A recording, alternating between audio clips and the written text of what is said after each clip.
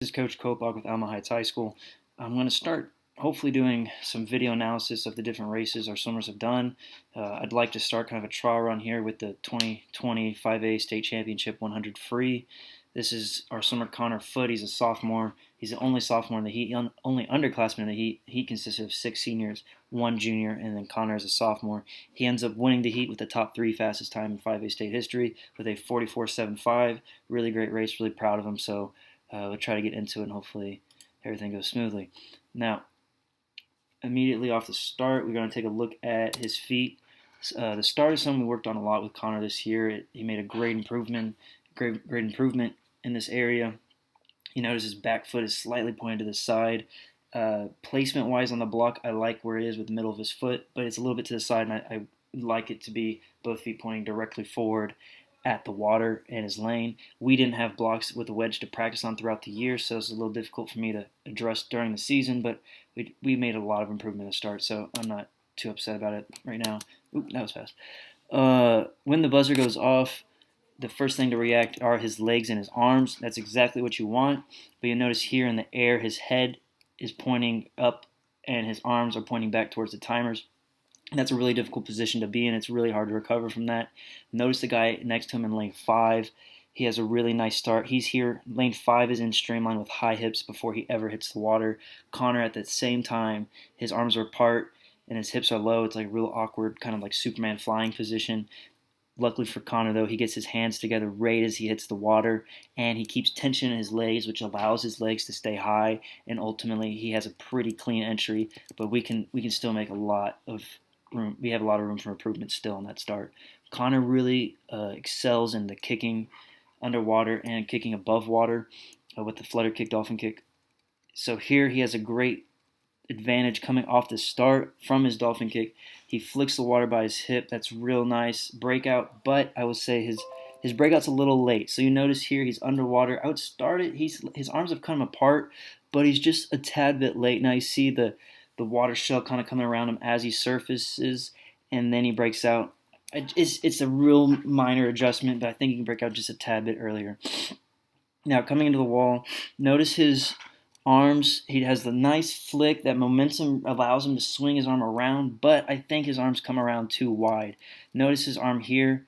It's not the greatest angle. The video will zoom in a little bit. We get a better look at it, but he's pointing his arms almost to the side like a butterfly stroke. It's a little higher than that. When you're swimming freestyle, you want to be in a sprint race. You can afford to be a little more wide, so you flick out and your arm recovers a little bit wider than you would in like a distance race. In a distance race, you flick the water out by your hip, and then you can kind of keep your hand close to your body with a bent arm coming over, and then both strokes you want to hit the water with your hand in line with your shoulder.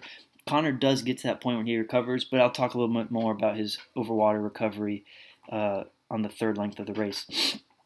Coming into the turn, I'd say he has a slight lead, if not lane 5 has a slight lead.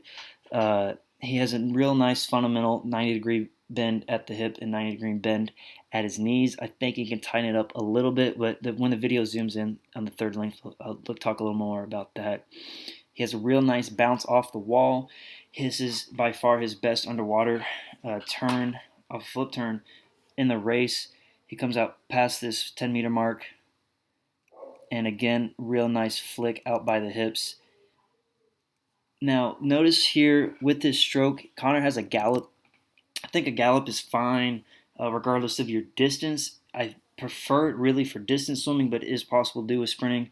Obviously, Connor won the 100 free at state using a gallop stroke, so it would be hard for me as his coach to say it's not advantageous. So he has a lot of up and down motion with his gallop, which is my biggest issue with it in sprinting. We really have to find the right rhythm and technique with it. Connor has a nice rotation because of his hip and leg drive that he's so good at. But when we're swimming freestyle, we always want to be going forward, and he does a lot of up and down with his gallop. So, for example, here he comes off the breath, and you'll notice his head's now coming all the way underwater, almost all the way underwater, and then he comes all the way back up. I can see both goggles right here to take his breath. That's a lot of up and down motion over the course of a race. It can be a lot of unnecessary movement, and it takes a little bit of energy out of you, and it does add up over the course of a race. Now we're coming into this wall. Let's see. Oh, that's right. This guy walks in front of lane 6 right as he flip turns, so I'm not going to speak too much on that wall, seeing as I can't see it, and this race was over 5 months ago. He has a nice underwater yet again. This wall and the next wall are pretty similar in terms of distance. He breaks out right at this marker. Again, a nice flick out by the hip. Now, as we zoom in, I want to talk about his arm recovery. Notice how wide it is. He's basically pointing it up towards the stands as he comes over. And then notice, look at all this splash that's generating from his shoulder and forearm area. His hand has not even hit the water, and he's already having a big splash there by his head. Now, look at his hand angle. His fingers are all together. The hand angle enters at a really nice angle.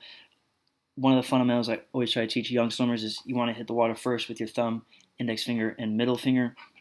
Connor does a really nice job at doing that. He enters the water nice and clean with his hand, but due to his wide stroke like that, it is causing a lot of splash and a lot of resistance in his upper arm. So that's something we need to address in the next season moving forward. Now we're coming into the wall. Connor has a real nice fundamental flip turn, like I said earlier. Notice now he's coming into his turn. He just took that last stroke with his right arm. The right arm's going to reach down. It's a continuous motion. So the right arm takes a stroke. It comes all the way down when it gets to the hips. Now both arms start to reach down the legs, almost as if you're touching your toes. So he bends at the hips. He's reaching down his legs. His legs are still flat in the water.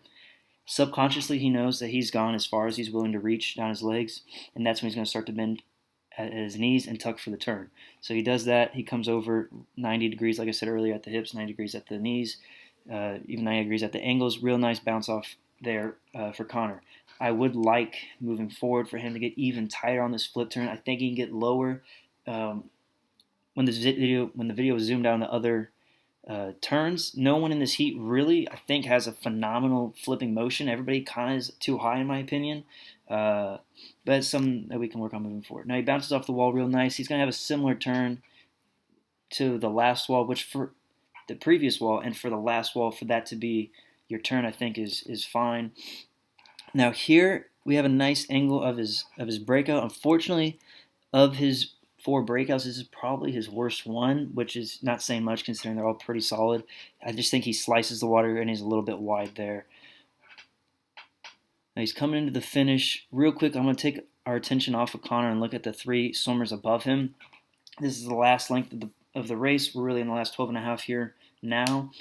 Immediately above him in lane 5, this guy is just spinning his wheels, kicking super hard. He has a nice kick, but look how splashy, if I just play it, look how splashy he is coming into the wall. He's really just spinning in desperation, trying to get to the wall first before anybody else. Now, above him, the guy has a pretty nice recovery, but so this stroke right here is his last bent arm stroke. And then the last 12 and a half, he just straight arms and spins it. My problem with that is it's very difficult to straight arm. You have to be really, really strong to do it.